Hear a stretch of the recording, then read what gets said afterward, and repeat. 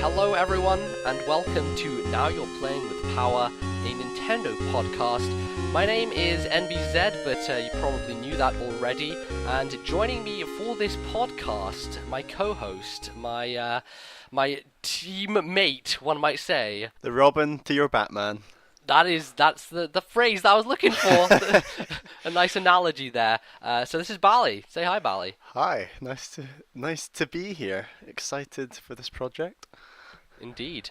So this is essentially a podcast that we've been wanting to do for a while because we both love Nintendo, we both love podcasts, we both listen to a lot of podcasts, and we decided that it's something that we would like to try out for ourselves, and so this is the result of it. And this is essentially going to be a show that comes out every couple of weeks, where we have specific segments, and we'll lay those out to you in a second. But first of all, I'll give you a little bit of context on Bally, because he is someone I know in real life. I know, shocking, absolutely shocking. It's hard to believe. So I've known Bally for a very long time, since we were like 5 years old, and I basically have been playing games with him for basically as long as that time as well. So we know each other's tastes pretty well, so we're able to kind of bounce off each other and talk about interesting things. So that's what we're going to do, mainly focusing on Nintendo games, of course, seeing as this is a Nintendo podcast, but we will branch out if necessary into other topics in terms of industry stuff and all those good things. So Bally, I'm going to let you lay out the segments for the show. So what are we going to be covering today? So first we're going to start up with what we've been playing, and you'll hear from both of us about what we've been playing in the last couple of weeks. Then we're going to go into a chat about the most recent Nintendo Direct, kind of give you guys our reaction, the ups, the downs, what they missed out, and most importantly, what was delayed. Hopefully nothing. And then finally, we're going to talk about a franchise close to both our hearts, I think would be accurate. Very close. The Legend of Zelda and our favourite dungeons. Yeah. So we'll close the show with that. Yeah, and anyway, that's going to be a top 3 list from both of us. So that's pretty much the context. But of course, we're going to kick things off right here with what we've been playing, and I'm going to start everything out with a game that I've been playing, not on a Nintendo system, but which I do believe is available on a Nintendo system. It is in fact 100% guaranteed available. That is Batman Arkham Origins Blackgate. And I'm playing this on PlayStation Vita, also available on 3DS, but I decided the Vita version was the one I wanted, a lot of it because I was being a bit of a graphics snob, but also because I think that... Let's keep it Nintendo themed, come on. Yeah, exactly. But also because, you know, the way that the Vita touchscreen works was a lot better than what I'd heard of how the 3DS handles a lot of the detective mode stuff in that game, and basically, you know, I wanted something to play on my Vita, if I'm going to be honest. You know, it's a system which doesn't have a lot of love given to it. So I've been playing that, and I actually finished it a couple of weeks ago. Not a couple of weeks ago. I finished it like maybe last week, middle of last week. And it's essentially a Metroidvania-style game. And I know, Bally, you don't have a huge amount of experience with these kind of titles. No. But you have watched my Metroid Fusion LP. Absolutely. So you do have that. I will be playing it within the coming months for sure. We'll get your impressions on those very soon. But for now, I'm just going to discuss like what I think of it. And I believe like that, you know, I'm very much drawn to these kind of games where it's essentially a 2D action platformer with, you know, hidden secrets and loads of different exploration opportunities and backtracking opportunities and upgrades, and that's basically what this is. And this game is developed by Armature, who are a studio made up a lot of ex-Retro developers, Retro Studios, who made the original Metroid Prime and obviously the subsequent ones. So these guys do know what they're doing when it comes to that kind of a game, and there is a lot of Metroid Prime DNA in this. The fact that you can go into the detective mode and scan a lot of these items and scan a lot of the areas very, very quickly and gain information and that kind of thing. and just the way that it's structured in terms of exploring, finding an upgrade, using the upgrade to open up new areas and that kind of thing. So I really kind of am drawn to this kind of gameplay, and I feel that they did a good job overall. I don't think it's the best Metroidvania title. There's already been a game this year which has ousted it for me, and that's Guacamelee, which I played on PlayStation 3, like in March or something, whenever that came out.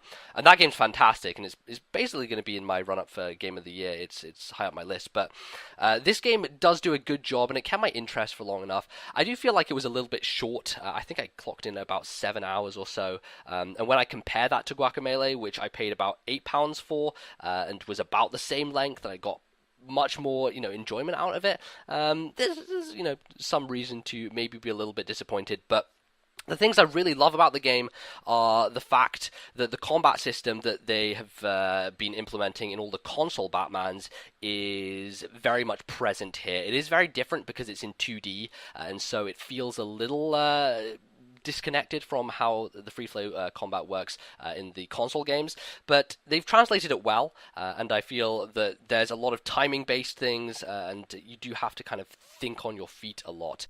How is the 2D? Because you were saying how ex-retro developers were partly responsible, and obviously with retro they made the 3D Metroid game. So how, when you talk about them making this game, what's the switch like for them from the 3D Metroid Prime games, of which I know you've played a bit of one, but sorry, two.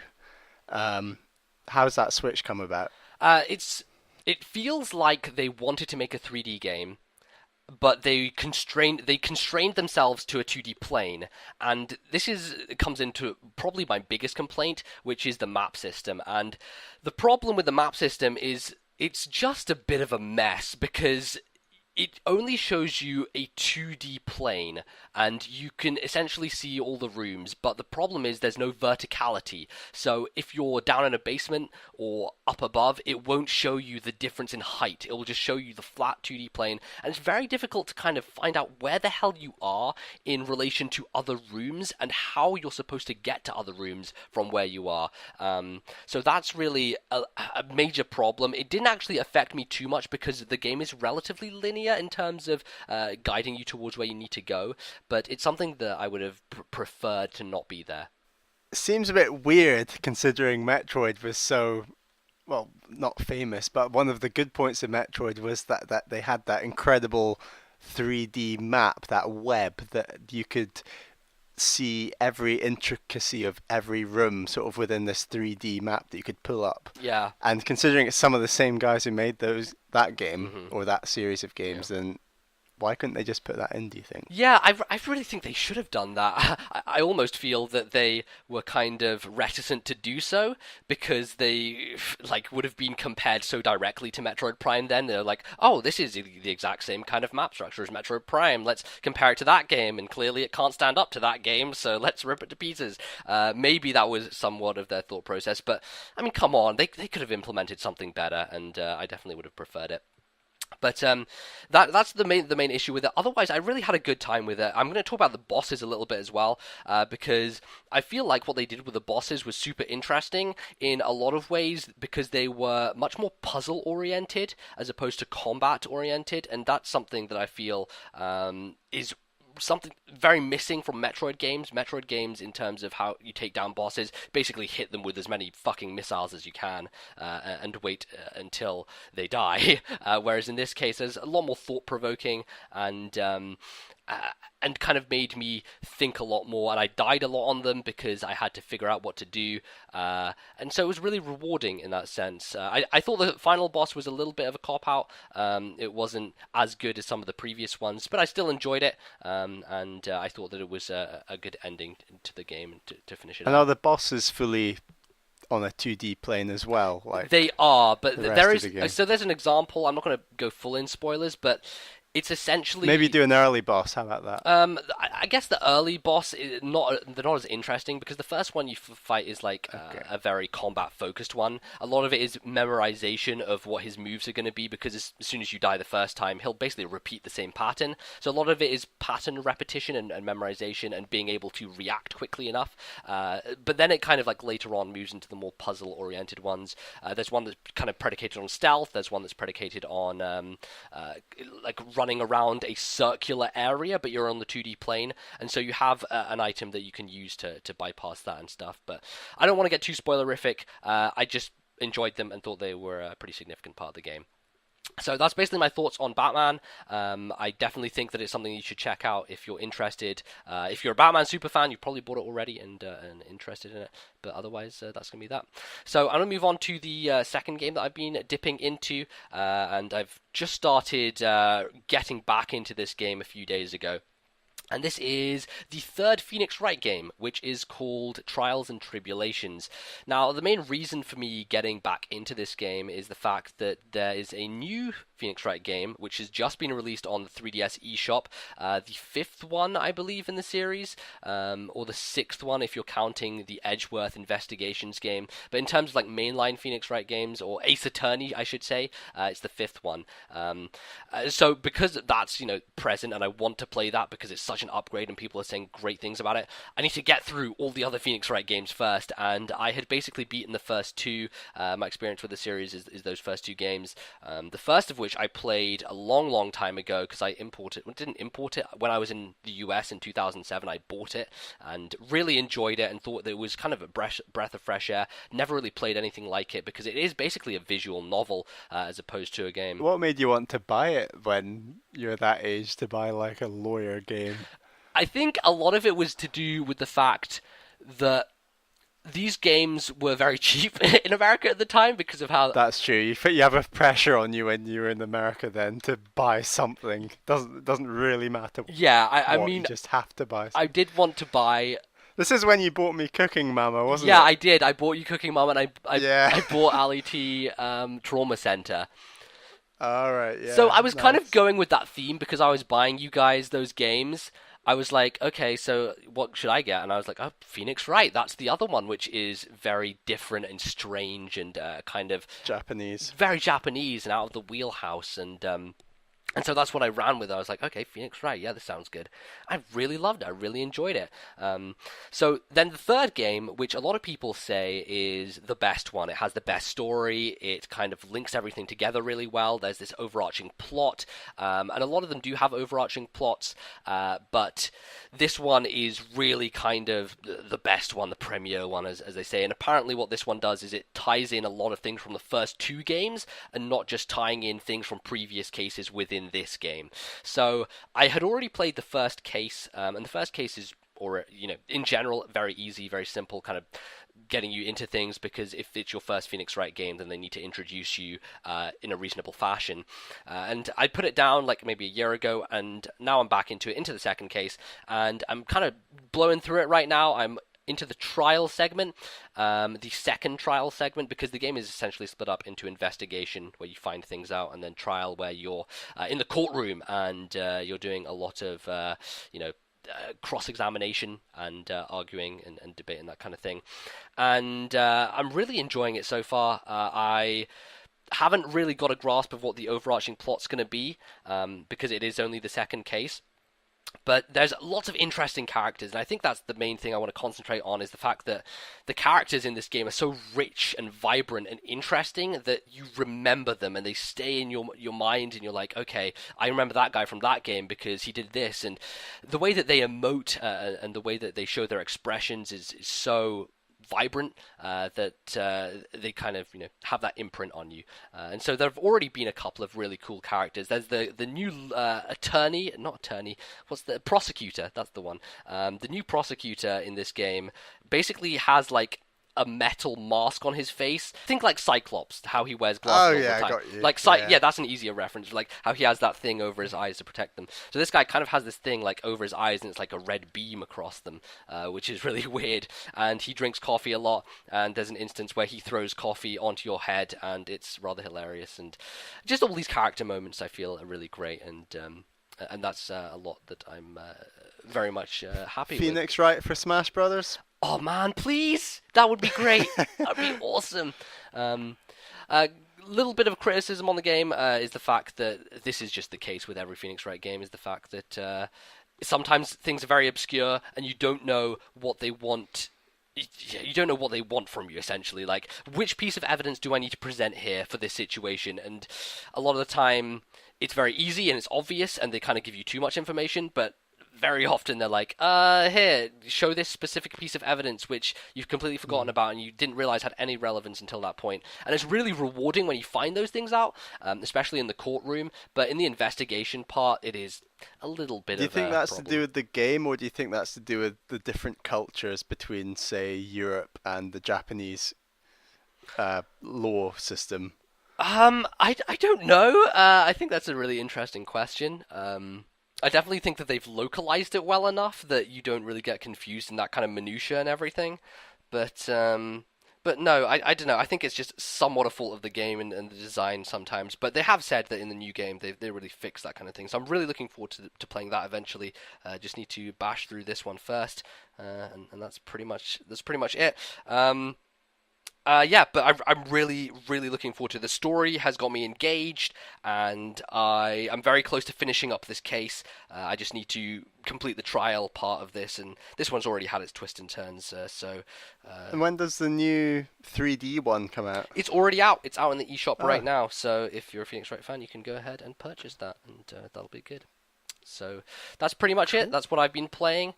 So we're going to now move to you, Bally, and Yes, you can let me know. this week actually we have A Link Between Worlds coming out, so I thought it was an appropriate time to finish the last handheld Zelda, or the last original handheld Zelda, which surprisingly you'll have to go all the way back to 2009, which Indeed. is Spirit Tracks, which I was finishing up recently. You actually started it recently.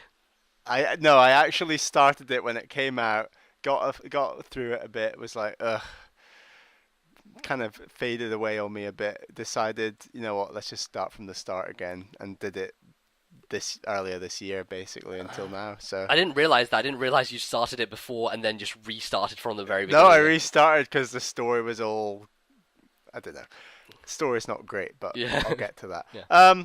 Overall, love the game. Think it was such an improvement on Phantom Hourglass. I absolutely hated the Ocean King temple dungeon, whatever you want to call it, and they really streamlined that area where you come back to the central tower, you do your mission, not the mission, the part of the dungeon, and it works out really well. It's just so much nicer. You don't have, and there's no stopwatch. So you still have phantoms, you still have to dodge them, there's still plenty of stealth, but you're not under time pressure to complete the dungeon, which is great because every time you got hit by a phantom in Phantom Hourglass, it also took time off your stopwatch, as far as I remember. I completely forgot about that aspect of Phantom Hourglass with the time as well. But yeah, How could you forget about that aspect? It was like the most terrible mechanic ever. I remember the backtracking because you had to go back through the areas you'd already done. Yeah, God. So that kind of stuck out more to me, I think, as opposed to the So they time. basically took out all the backtracking, and they took out all this stupid, I got caught by a phantom, let's just shave 30 seconds off sort of thing. Mhm. I think it was 30 seconds, might have been like 20 or 15, but it felt like a lot, and it was just, God, it got your heart racing. So it was all a bit more chilled this time, and I love the new mechanic that they keep going back to in the tower, which is that you control Zelda's spirit in a phantom, which is just great. And there's other Zeldas have similar things, like I was thinking about Wind Waker, where you're controlling Medley, Yeah. or that little forest guy whose name Escapes you. escapes me. What's his name? But anyway, I think everyone knows what I'm talking about. Exactly. So it's similar to that, but you actually have direct stylus control of Zelda, Makar. obviously. Bakar? Makar. Makar. Makar. Oh, good memory. Or did you look it up? No, I was about to look it up, and then it just came to me in my mind. Makar. Yeah. Yeah, so the Deku shrub. Yes.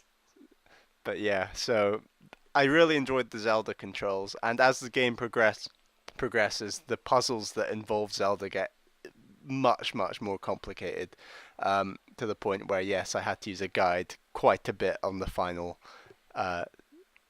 dungeon part. The final that part segment. of The final part of the tower. yeah. Yeah. Otherwise, the dungeon designs are very similar to Phantom Hourglass in their style, which I'm not a big fan of. They mechanically work fine. There's some nice enemies, nice weapons, but they just look a bit plain, really. So not a massive fan of that style, but I love the puzzles. There's some really nice puzzles in this Zelda. Ones that really get you stumped, to be honest. So yeah. Have you got like a specific example of a puzzle that you remember from one of the dungeons? From one of the dungeons, I really like the final dungeon where you have these a blue and a red gate to open, and you're basically using your new sand wand. I think that might actually be the official name. I think it probably is the sand one. Yes. Sand wand. The Dominion rod. Yeah. Sand rod. So you're using your sand wand to move these massive blocks so that you get the right side of the block to fall onto a gem. And the blocks have red and blue sides and a red and blue gem on them, and you need the blue gem to hit the blue slot. And it's like you're pushing around two cubes. Yeah. And so you're having to work out how many times it needs to roll and then roll back on itself effectively. I've not explained that very well, but you're effectively rolling two cubes around a board.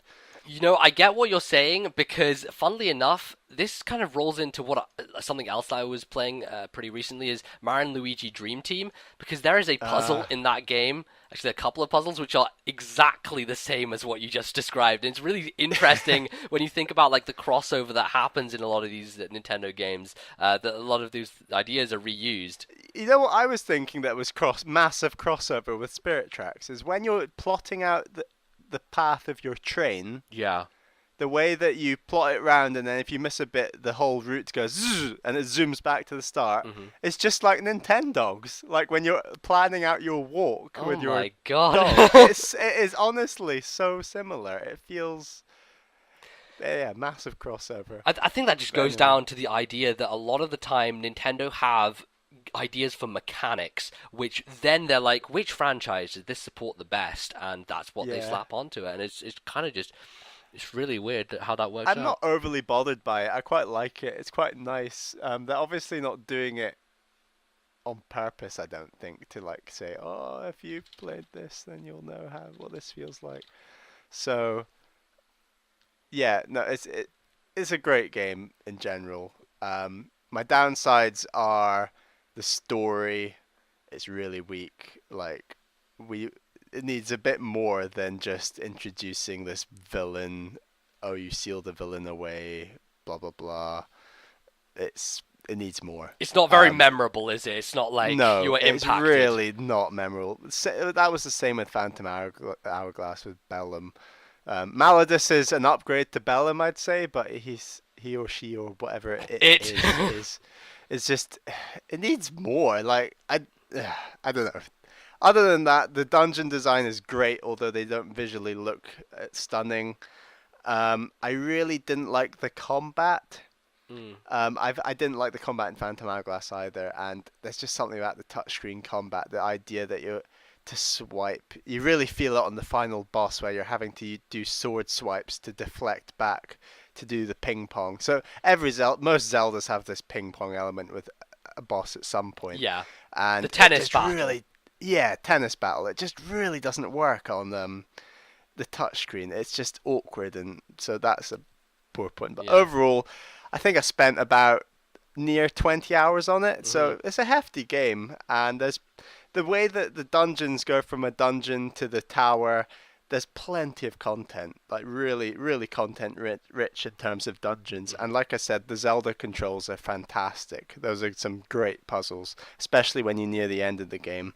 Excellent. It's really, really nice. So great, great game in general, but it's really set me up for Link Between Worlds, which I'm really excited about. I do think it will be better than this game, and I know that the two handhelds versions, the two DS versions, I should say, split a lot of fans. And I do have mixed feelings about them, but overall they're great. Yeah.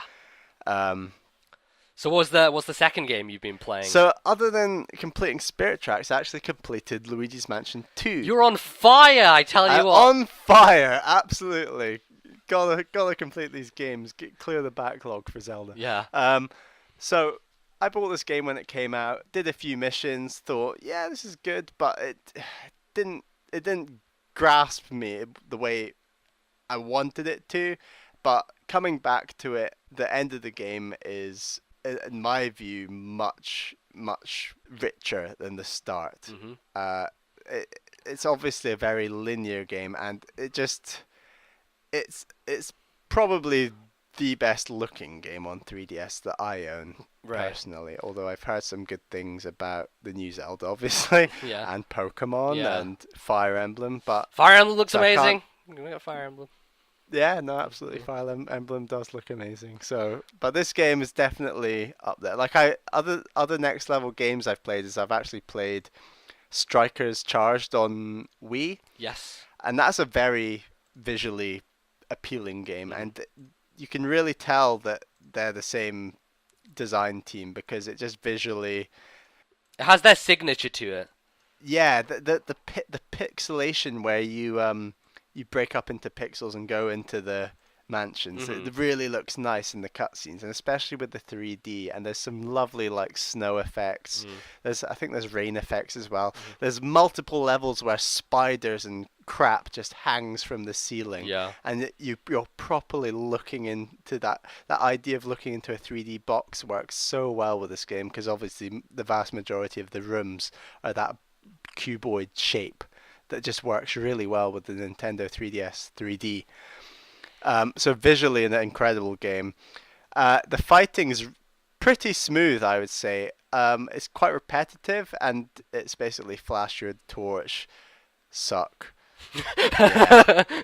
Yeah. rinse and repeat a bazillion times over. But you know, it works well. There's just enough variation in the ghosts, in my opinion, just enough that it keeps it relatively fresh.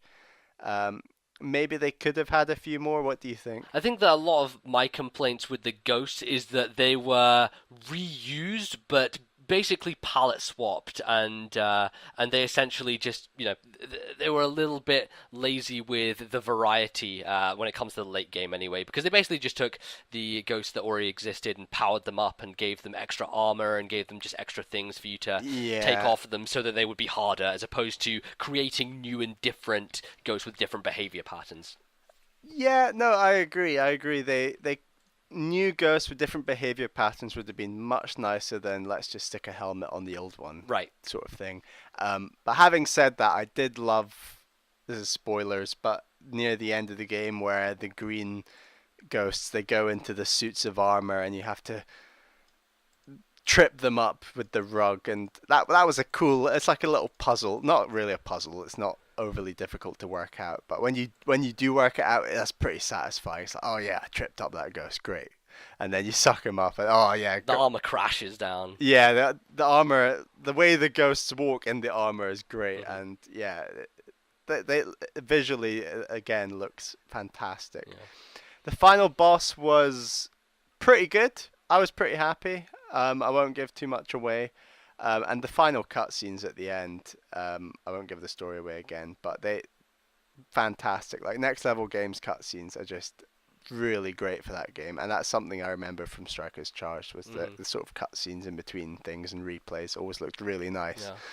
So yeah, I'd love them to make future Luigi's Mansion Installments. games. I'd love to see something like that on Wii U, and I really think graphically Next Level could do something pretty special on Wii U. Yeah. especially with the pad and working out. I don't know. It would be pretty nice. I mean, what do you think of it in general?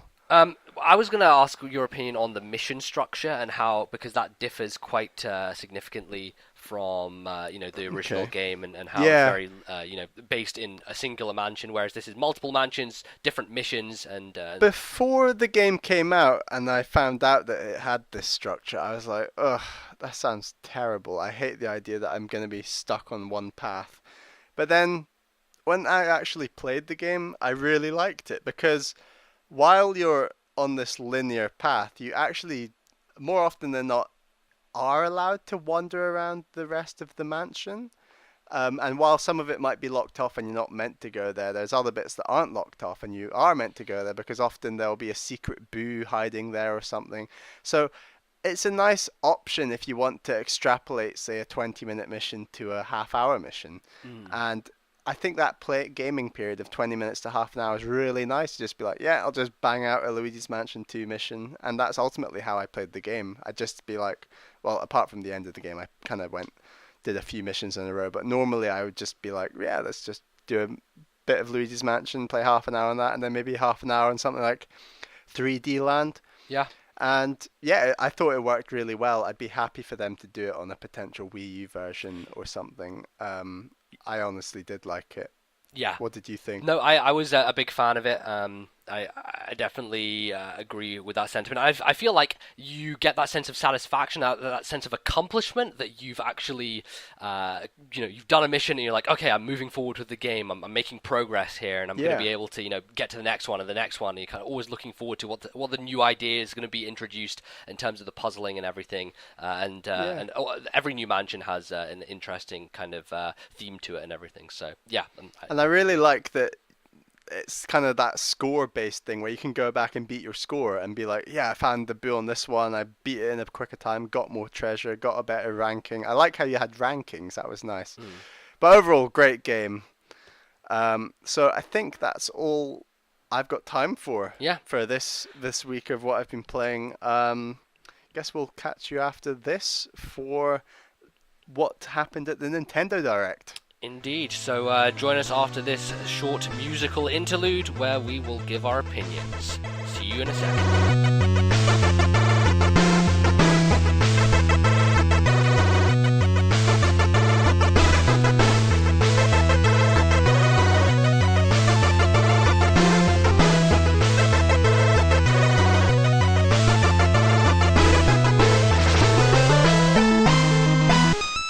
Alright, so we're back and we are ready to talk about the most recent Nintendo Direct, which happened, I believe, on the 12th of November, so a few days ago, probably about a week ago at the time you hear this. And there was nothing really significant. This wasn't one of those groundbreaking Nintendo Directs like we had earlier in the year where they were like, oh, by the way, here's this new Monolith Soft game, by the way. Here's a new Zelda. Yeah, and all that good stuff when Link Between Worlds was revealed. But talking about Link Between Worlds, there was some news on that in this Nintendo Direct. So let's kick it off with that. We were shown a bit more footage of it. I think there was a new trailer shown. But the main announcement really was that there is going to be a Street Pass mode in Link Between Worlds, where essentially when you Street Pass with someone, it will activate a Shadow Link who you will find somewhere within the environment, within the Hyrule overworld, and you can basically challenge the Shadow Link to a one-on-one battle where you'll be placed in an arena and be able to defeat them. I'm not quite sure what you get for defeating them. I guess maybe like rupees or some items. You get rupees. Yeah, that probably makes a lot of sense. And seeing as how rupees are actually going to be pretty significant in this game, with the fact that you have to rent items, and when you die, you lose them, that's going to actually help you because your rupees will be spent pretty quickly, I feel. Yeah, I'm not overly fussed about this news, to be honest. Actually, now would be a good time to talk about like the issues we've had with Street Pass in the past, where if you have your 3DS on standby to basically pick up more than just the Mi Street Plaza info, then at times it can miss out on other info? You know what I'm talking Yeah, about. so essentially, we actually have a live test case for this scenario because Yes. when we were in London, we were walking around London for basically most of the day, a few hours, and we both got street passes. However, Bally managed to get a significant number more street passes than I did, and the main reason for that we kind of deduced I was was I was searching for less game data. I only had maybe 3D World, not 3D World, 3D Land and Street Plaza and maybe Mario Kart, whereas I think you had Fire Emblem and something else on top of Kid that. Icarus. Kid Yeah, Kid. Icarus. Yeah. There were a few. So in effect, we both turned off everything apart from the Me Street Plaza data, and as a result, our street passes were more consistent. We were often getting the same number of street passes more often, and in general, getting more. So, Yeah. for that simple reason, I'd almost be inclined to, as sad as it sounds, turn off the Link Between Worlds Street Pass. I don't know how Mm. you feel about this, MBZ. I feel like I'm going to keep it on for a short period of time. And I think that's what I do with a lot of games. I left it on for Pokemon for a while, but then I didn't actually know what Pokemon was doing with my 3DS Street Pass stuff. It didn't seem like it was doing anything, and I haven't actually looked into what it does. But I was like, I don't care. I'm going to turn it off now. So I think I'm going to keep it on for maybe like a couple of weeks or so, and then once I get bored of the Shadow Link stuff, I'll be like, yeah, fuck it. I'll turn it off again so that I can get more relevant Street Passes. That would definitely be a lot nicer because we're going after those puzzle pieces, man. It's all about Absolutely, the we're race. racing. We're racing. Yeah, this will be this ongoing thing that we just talk about. I think we should have a segment where we just talk about our puzzle Yeah, pieces. no, yeah.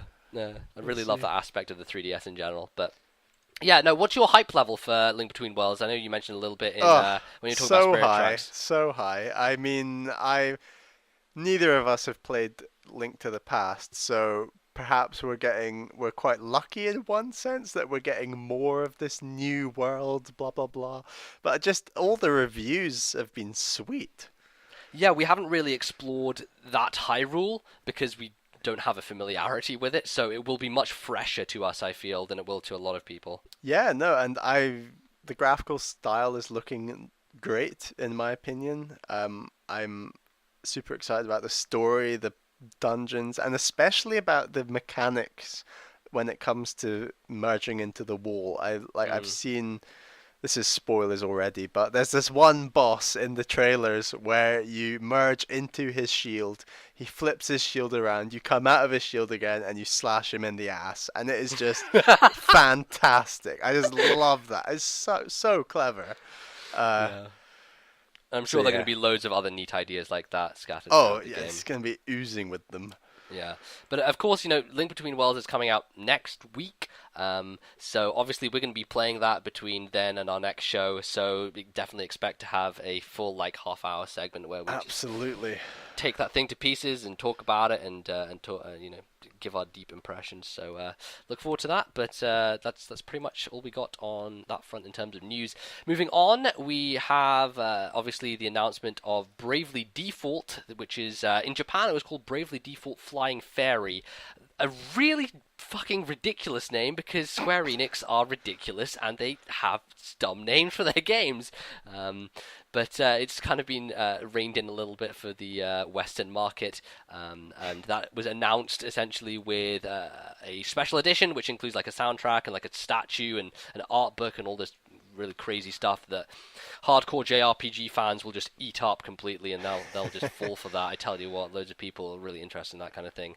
I'm not really interested in getting this, honestly, just because it's a much more classic kind of old school looking JRPG. It doesn't like from what I've seen from the trailers, it really kind of looks like a DS game to me, honestly, and I feel bad saying that, but Really? I thought the visually, graphics looked pretty good. I don't know. I just the polygonal models didn't really stand out to me. Honestly, I didn't think it was that visually arresting. But it's definitely got really good impressions. I listened to a podcast, Japanese podcast called the Family Cast, and one of the dudes there had played it for 80 hours, and he loved it, and he just like gone full whole hog to it. So. Yeah, it's there's actually a demo available as well in the eShop. So if you are at all interested, I would definitely recommend downloading that. I've actually downloaded the demo myself, so maybe I'll play the demo between now and next week, and my opinion will flip around, and I'll be in love with it. But I don't think I'll pick it up, at least not when it comes out. Maybe later down the line, but I don't think that you have enough interest at all in hardcore JRPG to be picking I'm this up for you. not overly fussed. I mean, if I was going to get a JRPG, it'd be with the more strategic ones like Fire Emblem Awakening. I need to pick that up first. Yeah. Um, I'm sure you'd prefer me to buy that for sure. Oh, um, definitely, or we definitely. can get a bit of multiplayer on the go. But Yeah. yeah, no, I'm not overly fussed about this. It looked pretty cool. If it's going to boost 3DS sales, especially in Japan, then great. Yeah. Well, it's The already done well, I fanboy in think. me is approves. Yeah, indeed. So that's pretty good, and there are lots of people who will be pleased by that. Um, so then we have 3DS system update. Now this, when they announced it, I was like, oh god, now they're gonna unify everything. It's gonna be great, and it's gonna be. And then it was a little bit disappointing when they announced what it actually was. So they are updating the 3DS with Nintendo Network IDs, essentially meaning that the account that you have created on your Wii U can now be linked to your 3DS, so you have a universal account across both of them. However, this doesn't yet mean that you can play, say, Virtual Console games on both systems and transfer between them.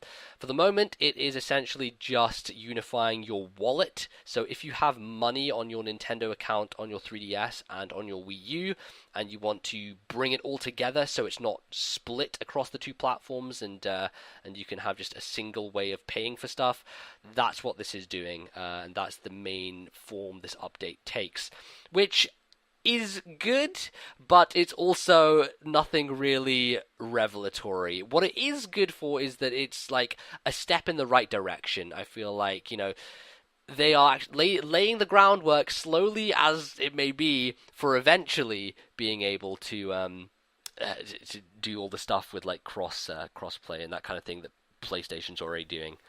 What do you think about this, Bally? Yeah, I'm a fan. I like the idea of having a unified account. I haven't actually downloaded anything on Wii U or 3DS to my knowledge. I don't think Yeah. so. Yeah, because no, I haven't for sure. So, but I like the option of being able to in the future.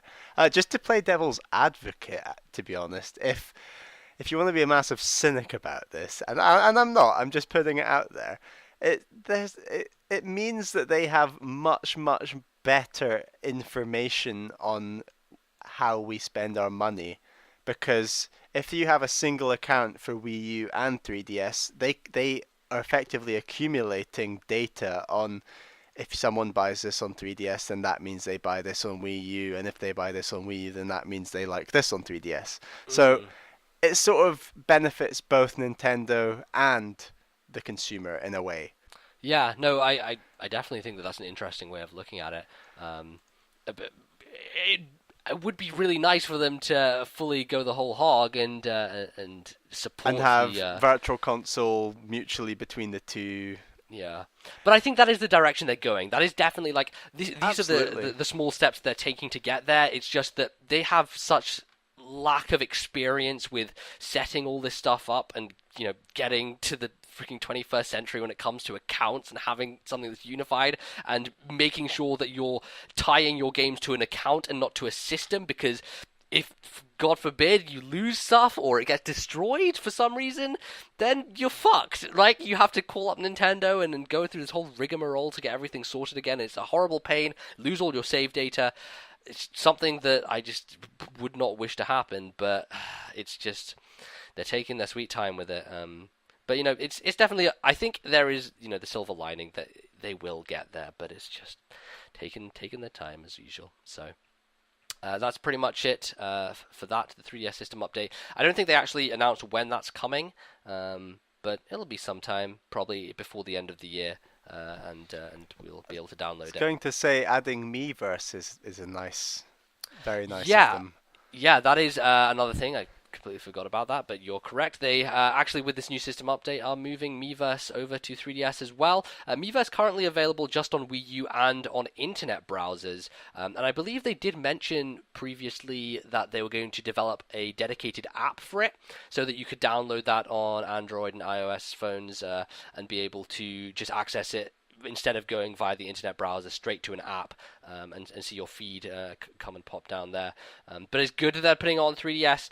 I'm not sure like how much it will take for them to implement it to 3DS games, because of course that's the thing that people want. Like, will you be able to pause your 3DS game and open up Miiverse? I don't know if 3DS has that capability. I know it has the capability to do so with the internet browser, because you can keep a game suspended and then use the internet browser. I don't even think I would want that. I'd want them to do what they do on Wii U, where you don't even have to close and open. It's just in the game. Well, oh my god, that level was tough or something, and then you post it, and then and it goes through Miiverse automatically, That happens in some games, but there are a lot of games, like, for example, I have Trine 2 on Wii U, and that doesn't have any integrated Miiverse features, but what you can do is you can basically get a screenshot by hitting the Wii U home button, and then navigate to Miiverse, open up Miiverse, go into the Trine 2 community, and basically just post your screenshot to the community and then like write something about it and ask someone for help or anything. So that's kind of what I'm thinking. And is that the same with towards. Virtual Console games? Yeah, you can do that with Virtual Console games, Okay. and with basically any game on Wii U, because it's able to suspend the actual game that's running and open up Miiverse separately just using the processing power. And I think that 3DS probably can do that as well, because we already have evidence of it multitasking with the internet browser and having applications open at the same time.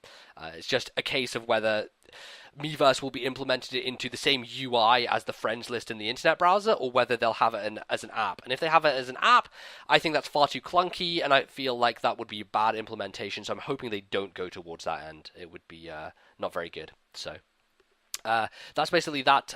We also got a little bit more news on DLC. Nintendo have basically started to do this pretty significantly now, and they're doing it often. Fire Emblem was the major one where they put out loads of DLC, most of which I bought because I'm an idiot and I just spend all this money. But yeah, for Pikmin 3, they have a new DLC called the Fortress of Festivity, and that's coming next month. And I think that this is going to be brand new stages, as opposed to, I think the last one was missions or extra challenges in existing stages. So that's always good. It's always when you get brand new content as opposed to kind of adapting content that already exists. I know, Bally, that you've been interested in Pikmin 3 for a while. You haven't yet picked it up, but... Yeah, no, I will at some point, and it's nice to know that I can complete that game and then say, you know what, want a bit more, and then I'm going to download it, and here's my money. Yeah. You do need to sort out a hard drive, though, for holding all of that stuff. Oh, God, don't tell me. No. But, no, I love that Nintendo is moving in this direction. I mean, if we were talking about Nintendo from 3 years ago and you'd said to me, like, oh yeah, did you know that they're going to do, like, DLC on their 3DS games, their Wii U games, I'd been like, no way. Like, that's just not going to happen, and it's happening. So stuff is changing. It's good to see. Slowly but surely, we're in the race. So that's always good. I've never been into Pikmin. I never really played any of the games, and I know you lent me Pikmin 2, and I have that within my possession. Yeah, gotta try that at some point. And I will jump into that and give it a spin eventually, once I've sorted out everything else under my backlog, which is Oh, backlog. Oh yes, backlog indeed. So moving on, we have the announcement of YouTube. Can you believe it? It's finally available on 3DS, Bally, a whole 2 years, 2.5 years after the launch of the system. Oh my lord. So let me tell you a story about how when I was in Spain, I believe in the summer of 2011, I don't think I had my iPhone at that point. I'm pretty sure I just had my 3DS. And so we were staying at my dad's friend's house. He had like a house in Spain. And there was Wi-Fi there, but the only way I could access Wi-Fi was through my 3DS. So I was like, okay, that'll be fine. I'll be able to just, watch YouTube videos on 3DS through Wi-Fi. That'll be great. So I get there, and I turn on my 3DS, go to the internet browser, try and load up a YouTube video. turns out internet browser on 3DS doesn't support YouTube video playback. So I had an entire week in Spain where I couldn't watch any YouTube videos, and I was sorely disappointed because of that. So you brought your 3DS thinking it would substitute for your laptop.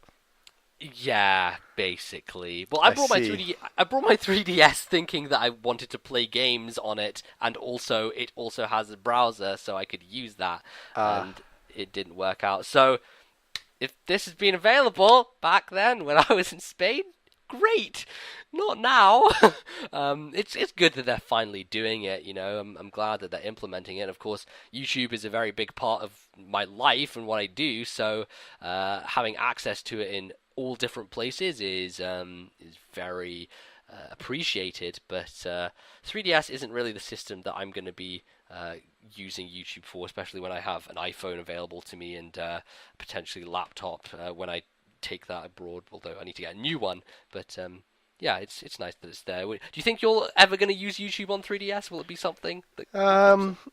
I don't know. Probably more likely to continue with Wii U at home on, and when I'm in bed or somewhere where my Wii U isn't there, I'll probably be on my laptop. So not Yeah. really. And I find just in general when you're on holidays and things like that, and away, that it's always a faff setting up Wi-Fi. So the likelihood is that I won't, to be honest. Yeah, definitely. You have better But it's means of nice to have. yeah, indeed. So that is also being updated on Wii U. It's not just coming to 3DS because the Wii U version of the YouTube app is a complete and utter mess and essentially doesn't allow you to look at videos on the gamepad. It just brings up information on the gamepad, which is like the biggest oversight ever. Like, why? Why would you do that for a YouTube app where the significance of Wii U is having off-TV play and having off-TV YouTube video support, and you put it on the main screen and not on the bottom screen whatsoever? Massive oversight, and I'm glad that they're fixing it. Although, honestly, the Wii U browser is so much better for that kind of thing. The way that YouTube operates on the Wii U browser is fantastic, and really alleviates all the problems that the app has. So I don't think I'm going to stop using the browser. I'm just going to keep using that and say fuck it with the app. I don't really have a need for it, honestly, because I can take a look at other websites while YouTube videos are going on. The Wii U YouTube, like sorry, the internet and watching YouTube through the internet on Wii U is fantastic. You can be watching a YouTube video on the big screen.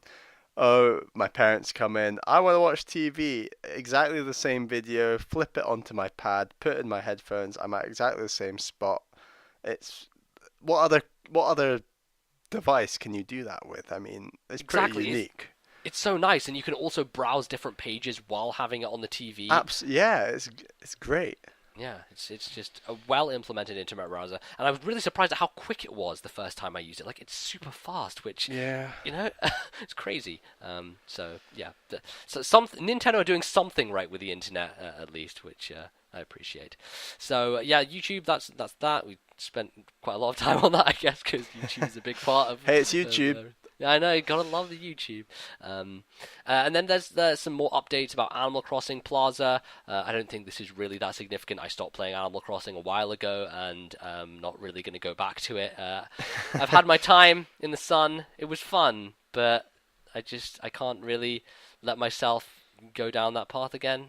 It's I just never a got bit into too much of that a time sink. path for You 3DS. did a while ago when the I did for original. DS, Yeah. and it was good when it lasted, but I wasn't up for that commitment to 3DS. It would have Yeah. just eaten into Hours. precious And life. life. Absolutely, and Yeah. I've done it before. I Yeah. don't know. I know you I think the optimal experience you have with Animal Crossing was with your first game, and we both played it, our first Yes. game on DS, and it was amazing, and I loved it. I know there are people who still play Animal Crossing, and I guess that what they're trying to do is get Get people a who life. I know people who are still playing Animal Crossing. Who Nintendo, I guess the reason that they're having this app on Wii U is so that they're like the people who are really fucking hardcore into Animal Crossing. It essentially gives them some sort of reason to buy a Wii U, as lame and as dumb as it is, like as much of a minuscule app as this is, I'm sure that there is at least one person in the world who has bought a Wii U purely based on the fact that they want to get access to the Animal Crossing Plaza app. I'm sure that person exists.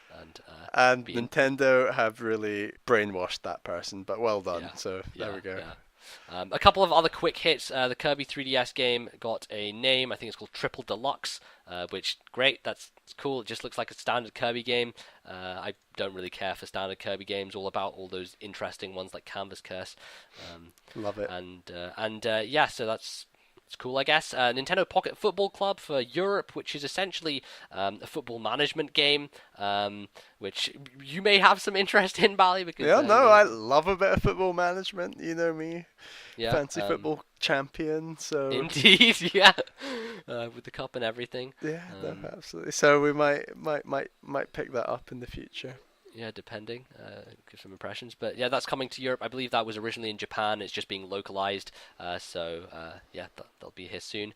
And then, obviously, the big hit is Mario 3D World, which they are basically showing a lot of new stuff. They're putting a lot of eggs in this basket.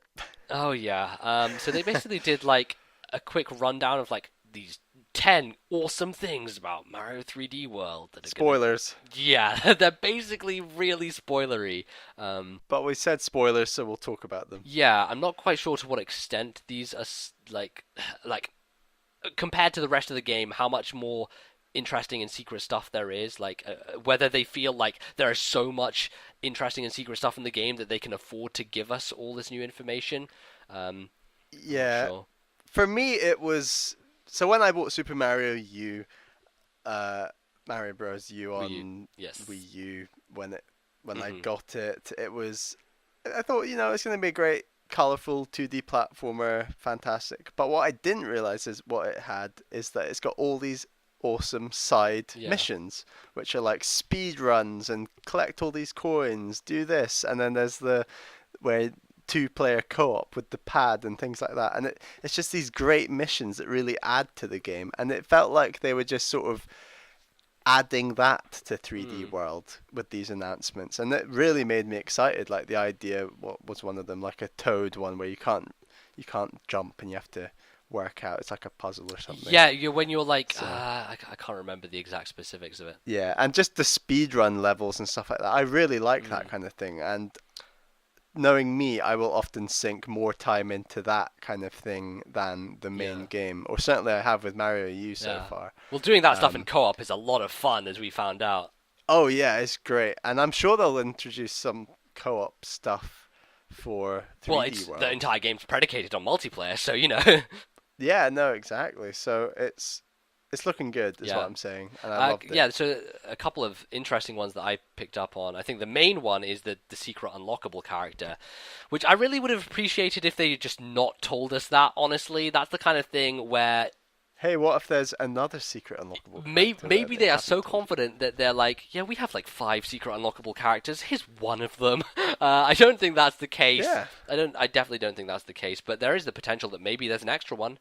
Maybe you can play as Wario. That would be really interesting. Imagine that. But yeah, so the secret character they announced was Rosalina.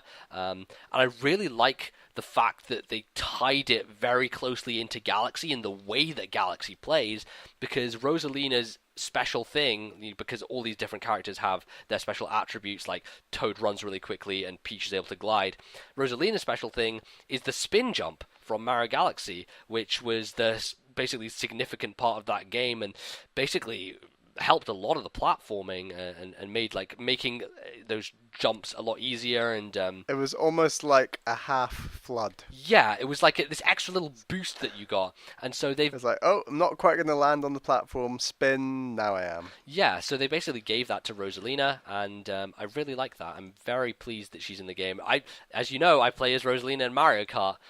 She's the character that I roll with, so I'm probably going to be playing... Yeah, really helps you win those races. You could shut up.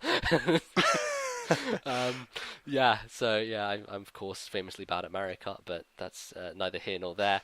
Hey, he's pretty good at 3DS. I'll give him credit for that. I do. Just don't bother with Wii. No, just or GameCube. just any other. Or any of the other ones. So yeah, Rosalina in the game. I'm really excited to play as her. And then there's also this stage which was basically a 2D shoot 'em up. Like basically, it was a top-down view, and you use the boomerang suit to basically act as a gun or like a firing thing. So it's like this top-down shooter level, and it's really I interesting. was actually just playing a stage on 3D Land the other day. It's one, I think it's one of the only top-down ones, and it's the stage where there's actually a Zelda secret. Oh yeah. And I was actually just thinking, like, how much this is going to feel like Link Between Worlds sort of thing, and it's pretty awesome. I really like that stage. So I like that idea of the top-down thing they've done Mm, with 3D mm. World, but that's just a bit of a segue. Yeah, no. I kind of question, like, is that level an individual level and the idea will never be reused, which I would like, because I like when they do that and they just introduce an idea and then onto the next idea and onto the next idea. If they kind of go a bit too Yeah, overboard with it, then I'd probably get a little bit, bored and not wanting to play those levels so much. But if it's just a couple of times or even once, awesome. Very much appreciate those kind of innovations and interesting things that they do. So that's pretty much it. That is going to wrap us up for our segment of talking about Nintendo Direct. Nothing too significant, as we mentioned in the outset, but all good stuff and all relating to the holiday season and the new games coming out, which we are very much awaiting and looking forward to. So we are going to take a quick break, and when we come back, we'll be getting into our feature topic, where we will be discussing our top 3 dungeons from the Legend of Zelda series. So don't go anywhere. We'll be back soon.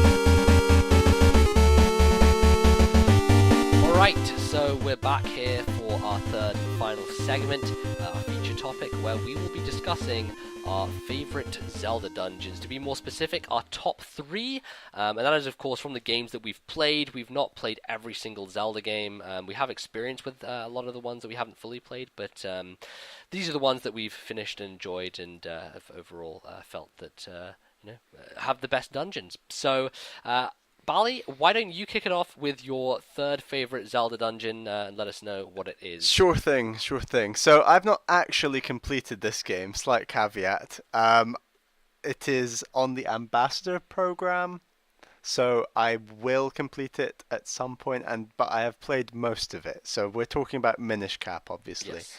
And my third favorite Zelda dungeon of all time is the Deepwood Shrine. So back when Minish Cap came out, I picked it up, stuck it in my SP, and it's kind of, maybe magical is a bit of a cheesy word to use, but it's kind of special when you're starting up the game and you realize, oh my god, I'm going to this wood, I'm going to become tiny, and now that I'm tiny, you just discover this whole new Perspective. the whole perspective changes. It's incredible, and it's not just the perspective, but graphically the world around you graphically when you're small just looks fantastic with the sprite artwork that's in the game. And so this dungeon is quite a straightforward dungeon, I'll admit. It is the first one in the game, right? The first one in the game, absolutely, and it's not so much even the dungeon itself. It's the fact that you become small, you meet the Pickery people. No, they're called the Pickery actually, aren't they? Yeah. And you realize, wow, there's a whole little world down here, and I'm gonna go fight in that dungeon, and it's just great. The weapon in the dungeon's really cool as well. It's the Gust Jar, Hmm. and That's an idea that they kind of repeated in Skyward Sword. yes, the bloat no, thing. they did. Although, and I'd say in Minish Cap, they made the Gust Jar so powerful. Like Really? it was effectively a bit like Luigi's Mansion. You could just stand in the corner of a room of quite basic enemies, just start sucking, and they all just get sucked in. and then you can suck, and the ones that don't get sucked in get stuck. And when you release the gust jar, you spit them back, and they die, and you can rebound them into enemies and all that good stuff. That's really So cool. it's a really nice dungeon. There's a lot of sort of cobwebs in the dungeon that you have to suck away that reveal doors that you couldn't before reach and stuff like that. And it obviously the whole dungeon you're tiny, but the dungeon itself feels regular size because it's designed for the it's like a Pickery temple or something. But the lead up to the dungeon feels incredible with the blades of grass and like little chestnuts and things you just see on the sides Mm. that are absolutely huge compared to you, which is it's really cool.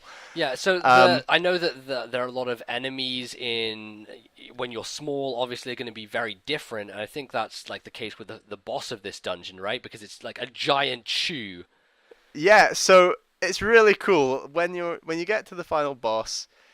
It zooms out to like the regular scale of what you would walk around in the normal world when you're big, and you just see this green chew walking along in the sliming along It's in like the forest, and then he slimes on top of the dungeon, which is like the same size. Well, it looks a bit bigger than him, but not much bigger.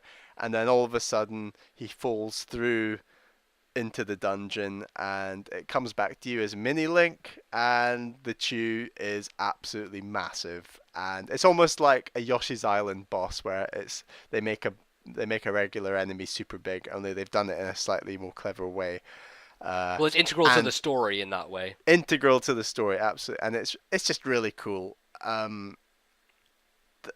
Great dungeon, you the whole thing, the world, it's really really nice looking, and it's a very simple dungeon, so it's sort of a nice way of easing you into what is ultimately a very difficult game at times. um, and it's just thematically much nicer than a lot of the later dungeons. Hmm. So that's my number three, the Deepwood Shrine. Excellent. So we're going to jump to my number three, which is from Ocarina of Time, and it is the fifth dungeon, or technically it could be the sixth. I think so anyway. I'm pretty sure that you can do water and fire in either order. I've done that before where I've jumped between the two. But I'm talking about the Fire Temple from Ocarina of Time. Now, I was considering putting the Deku Tree as my one of my favorites because it's so memorable, and it's just one of those things that will stick in your everlasting recollection when it comes to Zelda games and association with Zelda games. But I think the Fire Temple is a much more interesting dungeon and what it does, and the way that the item is much more interesting, and the boss is much more cool. So essentially, a lot of the Fire Temple is you going around and freeing Gorons and talking to them and doing a lot of puzzles based around timing and bomb dropping. And lots of running away from fire. And I just like the way that it's set up. With you have the central room and then kind of areas to the left and right, and you're exploring quite a bit. And there's a lot of verticality to it, I feel. One of the most memorable moments in the Fire Temple is when you're running to get the Megaton Hammer, which is the main weapon of the dungeon. And it's this segment which, when I was playing on Virtual Console, I found really difficult because essentially what you have to do is you have to start off a timer and then run up some stairs, but these stairs are really thin and they are curved. So you basically have to run as quickly as you can, but be as accurate as you can on the stairs so you don't fall off, because if you do fall off, you go all the way down to a much deeper part of the dungeon. You have to get yourself back up there, which is a hassle and really annoying, and can be rather frustrating. But on the 3DS version, they kind of like implemented a way where it would be much smoother, mainly because just the visuals are a lot smoother, and the way Link moves is a lot easier to control with the circle pad, I feel, as opposed to the analog stick. And so when you're doing it there, it's just a lot less pressure, but it's still fun. And then you get to the top, you get the Megaton Hammer, and you have that sense of achievement, and then you can just smash all the rusty switches and free the kind of extra Gorons that you need to do. Now, Bally, I'm not sure if you've actually seen the Fire Temple in Ocarina of Time, and whether you I have much probably experience with it. have at some stage, but it was quite a long time ago. Well, if you haven't seen the dungeon, you definitely know the boss, and the boss is Volvagia. Oh yes. Volvagia is a giant fire dragon, and that is also quite a major reason why I like the Fire Temple so much, is because Volvagia is just such a badass. He's got an awesome name, and though the battle isn't terribly taxing, the setup for it and the atmosphere surrounding it is so cool. So it's essentially whack-a-mole is the way that this boss works, because Volvagia will pop up from multiple points in the center and pop up his head, and you have to basically use the Megaton Hammer to smash him back in and do some damage. And then he'll just drop fireballs, actually kind of rocks from the sky, which are flaming rocks, and they'll drop down. You have to avoid them by running away. And all this while he's in the air, he's kind of just floating around and looking to drop back down into the pits of fire. Really awesome atmosphere and very nice to look at. And even even on the N64, a very visually impressive thing. 3DS, absolutely fantastic, and I really enjoyed it. So, yeah, Fire Temple, one of my favorites. Awesome item, awesome boss, neat puzzles within, and yeah, I'm good with it. I like it quite a bit. So we're gonna move on now to you, Bally, with your second favorite. Right, we're going to go with my number two. So my second favorite Zelda dungeon of all time is the Ancient Cistern from Skyward Sword. Now, when I actually played the game, I didn't even realize I was in a dungeon for quite a bit of time when I was Yeah, in this dungeon, and I quite liked that. I don't know if it was just because I was being a bit derpy and didn't know, or whether maybe they kind of designed the game so you're not meant to fully know. I don't know. But great dungeon, fantastic looking dungeon. Um, yes, there's plenty of water mechanics and there's shifting water from point A to point B, and I know that for some people they don't like that mechanic, and I know that that mechanic's actually coming into one of the Link Between World dungeons, which I kind of like it. So yeah, I'm pretty excited about that. But well, you've never played the Water Temple from Ocarina of Time, Bally, yes, so okay, yes. Fair point. I guess that's where all the hate came. But yeah. hey, the water one in TP's not overly bad. Twilight Princess, I should say. I would argue differently. I Oh, think that you is weren't a it. fan? Oh, I No, remember you getting lost there, actually. Yeah. Okay, fair yeah, enough. that dungeon is very similar to the Water Temple in Ocarina, where it's very frustrating. But no, I get what you're saying about Ancient Cistern. I'm not quite sure how you didn't manage to realize that it was part of the world, like a dungeon is supposed to be part of the world. But I do think that that's something that Skyward Sword does quite well, is that it It's merges because there's lots dungeon of and outdoor bits. Not in this dungeon in particular, but in general in dungeons in Skyward Sword. yeah, it does. It doesn't really feel like you're closed in. It's very Yeah. outward going. But no, I think that the way that they make it so that it's not super difficult to figure out how to change the water and like move to different areas. It's Mm. very much guided as to where you need to go a lot of the time. So I Yeah. appreciate that I mean, I definitely. love the massive. It's a golem, I guess, in the middle of this statue, and it's like a puzzle where you have to go on his different limbs and work out which way you swipe your sword on that lock. That's really cool, and I love that. And actually, it's a really good dungeon for showing off the swimming mechanics of Skyward Sword, which I actually think are very, very good for a Mm. 3D Zelda. Um, I know that the motion control was used heavily for those, and I'm not a huge fan of that in general, like when it comes to moving around, but it was implemented well enough in Skyward Sword that it kind of felt like it did when you were flying, that you had enough control over it, and you were able to, up to a point, be very specific with how you were moving through the water. I really liked the move where you shake the nunchuck and you feel aquatic. I mean, yeah, Yeah. that's not You're a something a dolphin. human's gonna do. Yeah, it's great. Yeah. You're a dolphin, and Yeah. you're swimming like, and you can flip onto the land and all of a sudden run along. And yeah, I quite like that.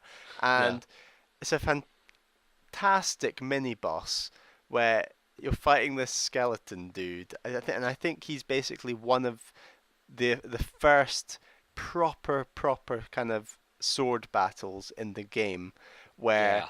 it just feels like a proper duel between two Mm. sword masters, and you're having to work out the gaps. Eventually he the gaps become narrower and narrower, and you have to be more and more precise. And it's a fantastic mini boss.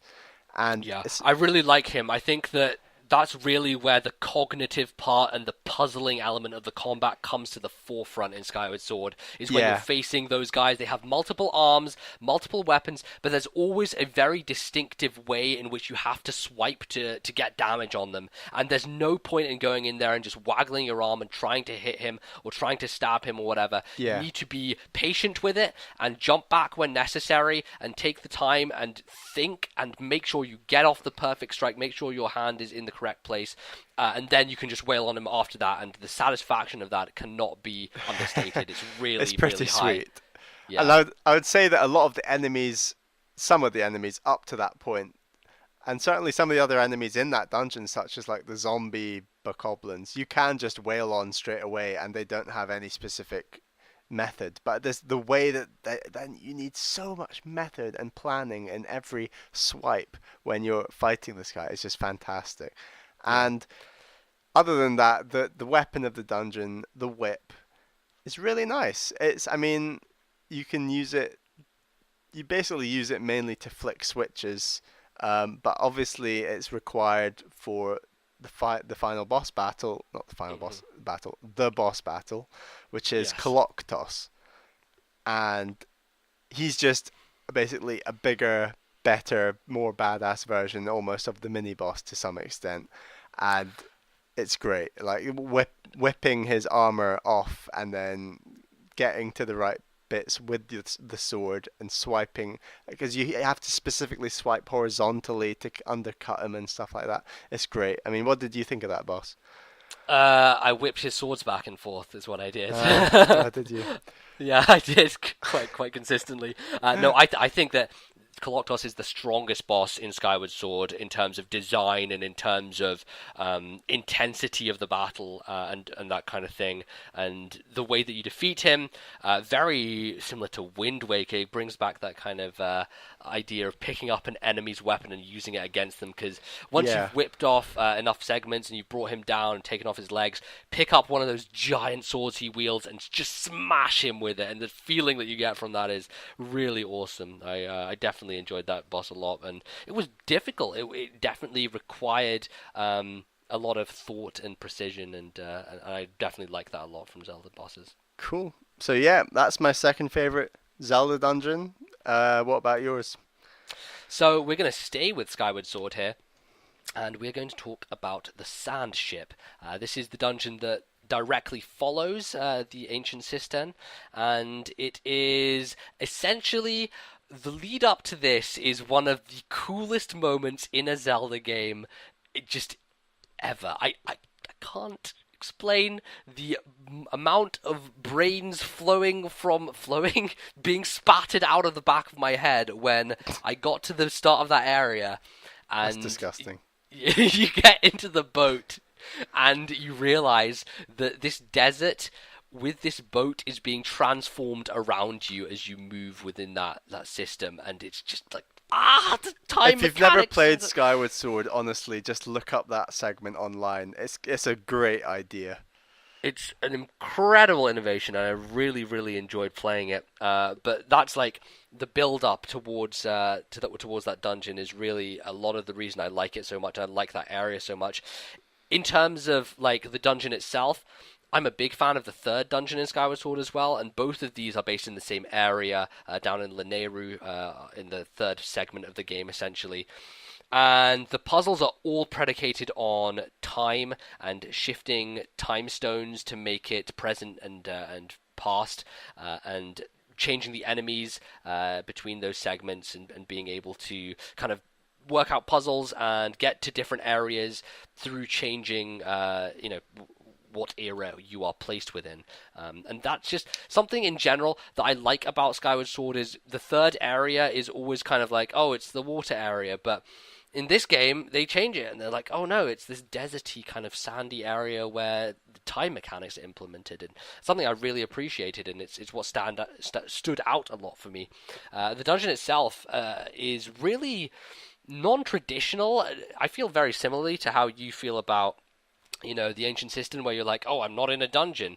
It doesn't really feel like you're in a dungeon when you're like on the main deck because it's out in the open and the sky's above you and you can see everything around you. But like, it kind of defies expectations in that way. So I definitely appreciate that. The mini boss of this dungeon is fucking difficult. I'm not gonna Oh, that lie. guy can go die in a hole. And he did eventually Yeah, after no, absolutely. after we had already died a lot.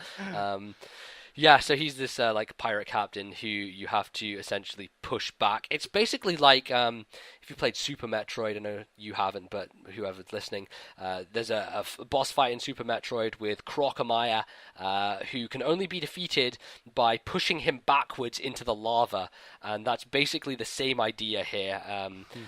Like a callback to earlier where I was saying the crossover between those puzzles that happen in Spirit Tracks and Mario and Luigi. Very similar thing here. Nintendo take old ideas and repurpose them, and you're basically taking down this guy by pushing him off the edge, and that's the only way you can kill him, which is really cool. And he has the electric sword, which is used often throughout that area, and it is a challenge. It is a rigorous challenge. What about the weapon in the dungeon then and the final boss? Because I feel they link together fantastically. They do. The weapon is not very exciting. It's just your regular bow and arrow. But the way they implement the bow and arrow in Skyward Sword is pretty Yeah, I great. was The gonna new say I controls. love that. It feels fantastic in Skyward Sword, the bow and arrow. It's so much better than Twilight Princess. I think there's maybe something in the microphone as well, the bowstring drawing, and I think that really adds to like the feel that you're actually in control of a physical bow and you're able to kind of pull it back and then let fly. Which I appreciate hugely. But yeah, you get that, and it's very well implemented throughout for a few puzzle solving instances to hit time switches. But then it comes to the boss, and I think this is probably a lot of the reason why this is so high up my list is the boss of this dungeon is so fantastic, and it has been compared to some Monsters Inc. character in terms of its look. So if you've Um, seen the first Monsters Inc., it's Mike Wazowski and his girlfriend, well not girlfriend, person he's keen on, whose name I can't remember. But if you merge Mike Wazowski and this person together, they it's incredible. We should post it somewhere. I'll put a picture probably in the link in the description Yeah, or no, whatever. it's very funny. Yeah, so the boss is basically like this sea urchin, witch, devil, whatever the hell, octopus. And the thing I like about it is that the battle begins inside the ship. Where the tentacles, it's like a very piratey, where like the tentacles crash in through the wood, and you have to like cut them and then run away from them and run through the ship as barrels are kind of being thrown around and it's You being feel like tipped on Johnny its Depp. side. You feel like Johnny Depp fighting the fucking Kraken. And you Yeah. eventually, when you get out onto the top deck and you see the boss in its full glory, and the sky is dark and it's like a rainy atmosphere and the music and everything. And then, yeah, you're basically standing in the background, shooting the bow at the eye, trying to take it out. Fantastic stuff. Really enjoyed it. So that is going to be that for my second favorite. So, Bally, what is your favorite Zelda dungeon ever? So my favorite Zelda dungeon of all time, and it fits into my favorite Zelda of all time, which is obviously, well, it's not obvious for everyone, but my favorite Zelda of all time is The Wind Waker. Now, I have not bought the Wii U remake yet, but I most definitely will pick that up in the future. And my favorite Zelda dungeon is Dragon Roost Cavern. So I know it's only the first dungeon in the game, and I've picked that for Minish Minish Cap as Cap. well. Yeah. But in the same way as Minish Cap, it's the way that it introduces you to a world. And I'm talking about, ultimately, I love Zelda because of storytelling. It is a great storytelling game. It's got a fantastic plot in most games. Spirit Tracks, I'm looking at you. Yeah. And what Wind Waker does so well is it gradually ramps up. Well, it's not that gradual. You get thrown into the Forsaken Fortress. But after that, you're on this island. You're on Windfall Island. You have nothing. Well, you got your sword and you're ready to do stuff. But you don't really know the full scale of the world. You can see see islands in the distance, and you can see this, that, and the other. But you get your sail from Windfall Island, and you have to go east. Now you go about 3 or 4 squares, I think, which in Wind Waker terms takes maybe about 5 minutes of sailing. And when you've never sailed in Wind Waker before, and you first go into the King of Red Lions, you get out your sail, get the wind in the right direction. Well, the wind's already going in the right direction because you don't have the Wind Waker. Hmm. And you sail east, and you see this speck in the distance gradually get bigger and bigger and bigger and bigger.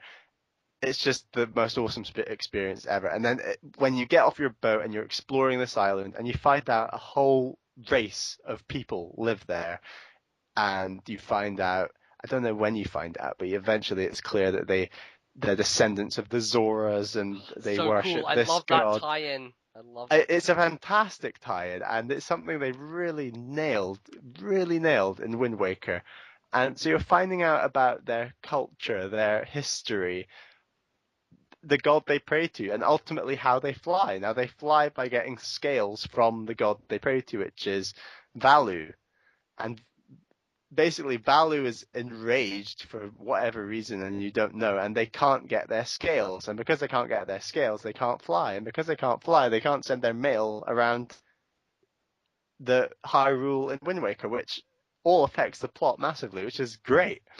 And so, like I said, it's not so much the dungeon itself necessarily, although it's a fantastic dungeon, and the fire effects with the cel shaded aspects of the game are really nice, and the hookshot is great, although it's a bit tricky. It's a bit tricky to learn how to use.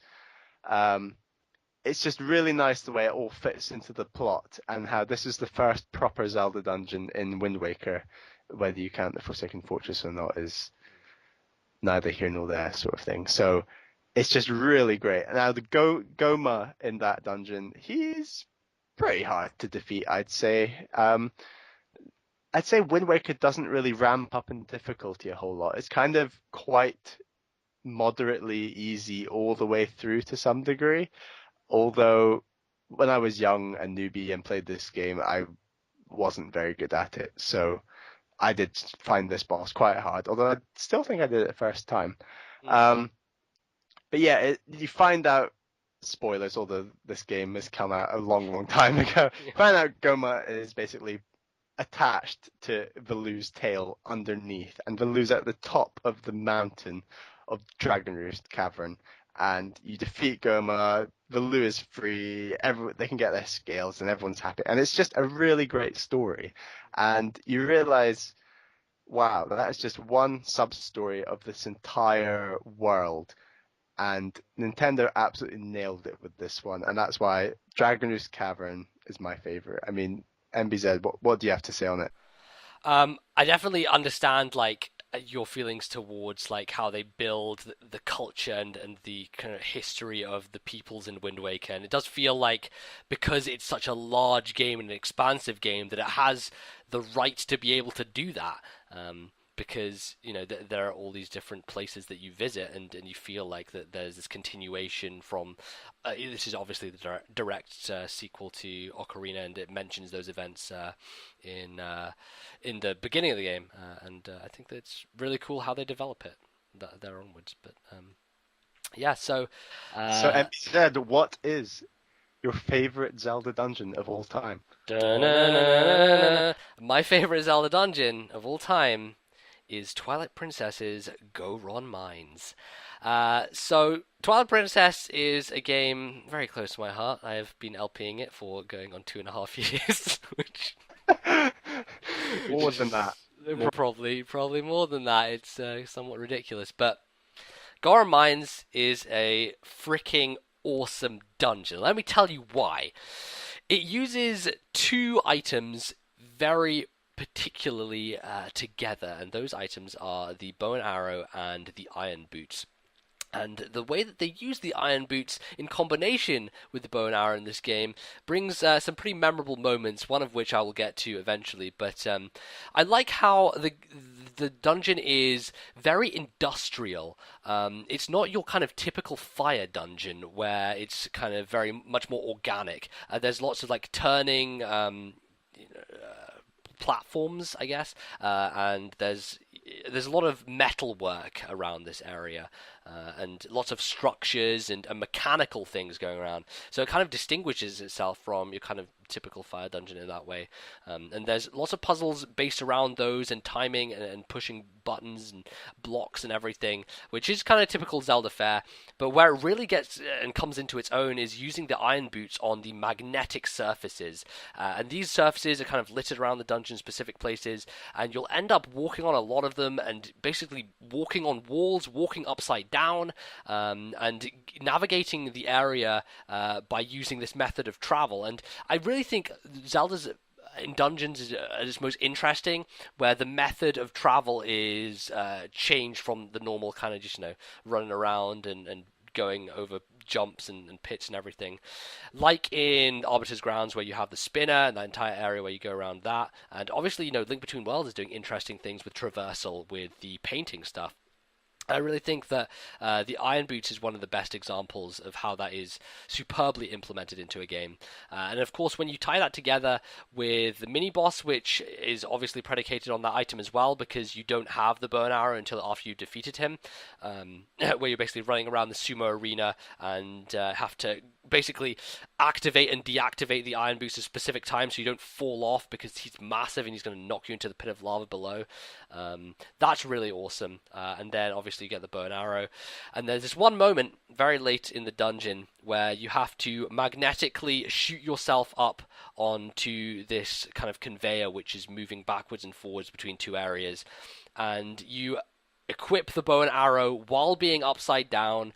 You aim it at a bridge which has ropes attached to it, and snap those ropes. The bridge falls down. It's one of the most awesome things, because you're achieving a puzzle while being upside down, while very precisely hitting it with this bow and arrow, and then you feel the after effects of the bridge comes down, and you're able to progress, and you drop down onto it, and you just feel like an utter badass the entire time, especially when Link's hat is kind of basically upright because it's falling down the ways because of obviously him being upside down. So yeah, really really cool. And obviously the boss is one of the most memorable bosses I feel in a Zelda game. It was shown very early on in the E3 trailers and everything, where he's basically chained up and you have to shoot him in the head and then grab his chains and use the iron boots to make him fall over and then just smash him in the face.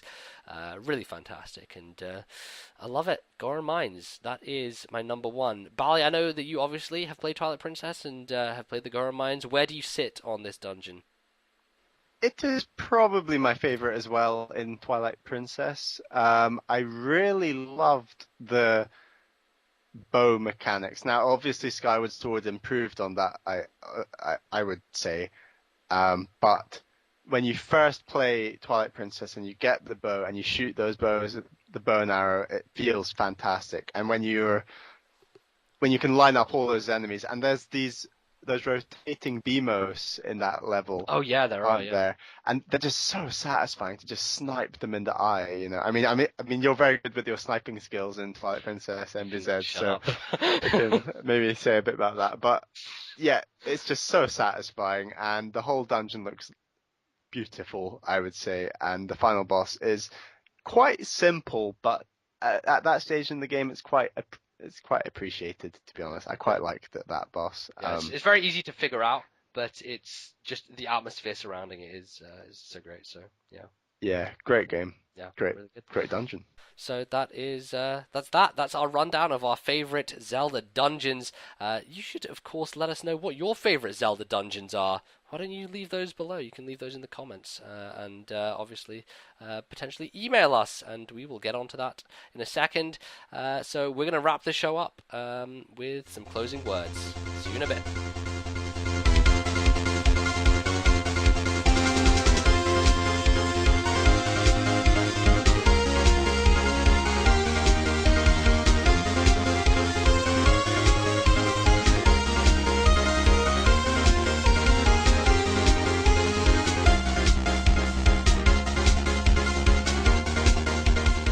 And that is going to close out our show.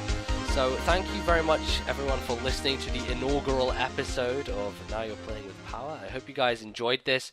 We're, of course, getting used to this whole podcasting thing and, talking about games and everything. So do give us your feedback and let us know what you thought of the first episode. You can do that in a variety of ways. You can comment on the YouTube video if you feel that's appropriate, although Google Plus has made that a little bit more of a barrier. But as long as you can get past that, Go with Twitter, we'll say. How about that? yeah, you can basically tweet us as well. That's a secondary option. So my Twitter is at LordNBZ. It'll be in the description as well. Bally, what's your Twitter? My Twitter is at Ballyman91. That's BALLYMAN91. And I'll put that in the description as well, so hopefully it shouldn't be too hard for you to find him. And we also have another method of contacting us, which is our email address. And if you would like to send us emails, then that would be appreciated. We're hoping to have a listener mail segment in the next show. So Bally, just let us know the information regarding that. So if you would like to contact us via email and ask us a question, then contact us at NYPPQuestions@gmail.com. That's NYPPQuestions@gmail.com. Excellent.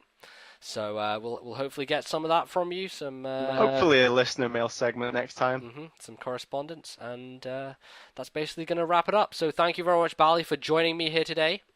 Thank you, MBZ. See you guys in 2 weeks. We shall indeed, and until then, thank you very much for listening. Goodbye.